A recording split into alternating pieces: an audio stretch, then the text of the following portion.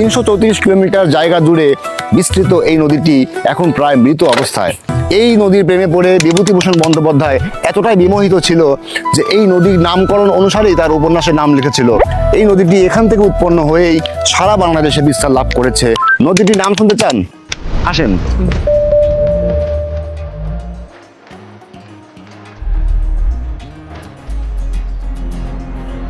নদীর এই পাড়ে বসে সুশীতল বাতাস একটা স্বর্গীয় অনুভূতি কাজ করে। ছোটবেলা মা বাবার কাছে গল্প শোনা এই নদীর পাড়েই আমাদের বেড়া পাটপট্টি, প্রচণ্ড ঐতিহাসিক একটা জায়গা। এই জায়গাতেই গড়ে উঠেছিল আমাদের উত্তরবঙ্গের অন্যতম প্রধান পাটের বাণিজ্য। এই পাটপট্টিতে একসময় মারোয়াড়ি সম্প্রদায়দের বাণিজ্যের অভয়ারণ্য ছিল।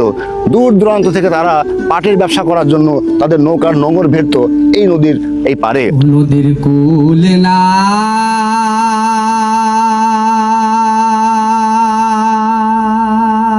প্রকৃতির কোনো গতিবিধি না মেনেই বিস্তার লাভ করত, আর এজন্যই এই নদীটির নামকরণ করা হয়েছিল ইছামতি। ইছামতি শুধুমাত্র জলধারা নয়, এটি বাংলার বুকে বয়ে চলা হাজারো গ্রামের স্মৃতি বহন করা এক জীবন্ত ক্যানভাস। ভোরের স্নিগ্ধ আলোতে যখন ইছামতি জেগে ওঠে, তখন এই নদী তীরের গ্রামগুলো প্রাণ খুঁজে পায়, ভালোবাসার স্পন্দনকে আগলে ধরে রাখে।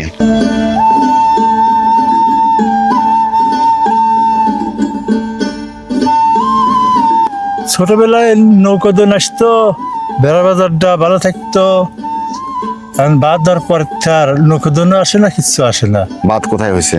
ওই যে সামনে আর ওই পরিবেশ নাই আর। এই যে বছরের বেশিরভাগ সময় তো কচুরি পানাতে ঢেকে থাকে। হ্যাঁ, এই পানা ফেলে দিয়ে আর মাছ চাষ করে। খুব সৌভাগ্যবশত একজন বেড়াবাসী হিসেবে গর্বিত হওয়ারই কথা। এমন একটি অসাধারণ নদী আমাদের বেড়া উপজেলাতেই কিন্তু উৎপত্তি হয়েছে। বছরের বেশিরভাগ সময় এই নদীটি একটা খালের মতোই পড়ে থাকে। না আছে কোনো সংস্কার, না আছে কোনো যত্ন, না আছে কোনো পয় নিষ্কাশনের ব্যবস্থা। পুরা বেড়া বাজারে যত বজ্র পদার্থ, যত আবর্জনা সব এসে ভূপতিত হয় এই নদী গর্ভে। এই জন্য নদী যেমন তার সৌন্দর্য হারাচ্ছে, ঠিক একইভাবে পরিবেশও কিন্তু দূষিত হচ্ছে। এবং বেড়া উপজেলা যে ইছামতি নদীর জন্য যে ইতিহাস ঐতিহ্যের সুখ্যাতি, সেটাও কিন্তু অন্য জেলার কাছে হচ্ছে প্রশ্নবিদ্ধ। কিন্তু আশার বাণী এটাই, পাবনা জেলাতে ইছামতি নদীটার যে বিস্তৃতি পৌঁছে গেছে, সেখানে কিন্তু নদী গভীরতার কাজ হাতে নেওয়া হয়েছে এবং সেজন্য নদী কিন্তু আবারও তার আগের যে যৌবন, সেটা কিন্তু সে ফিরে পাওয়ার একটা সুদৃঢ় সম্ভাবনা আছে। ধন্যবাদ সবাইকে, ভালো থাকেন। পরবর্তী ভিডিওতে দেখা হবে। Thank you.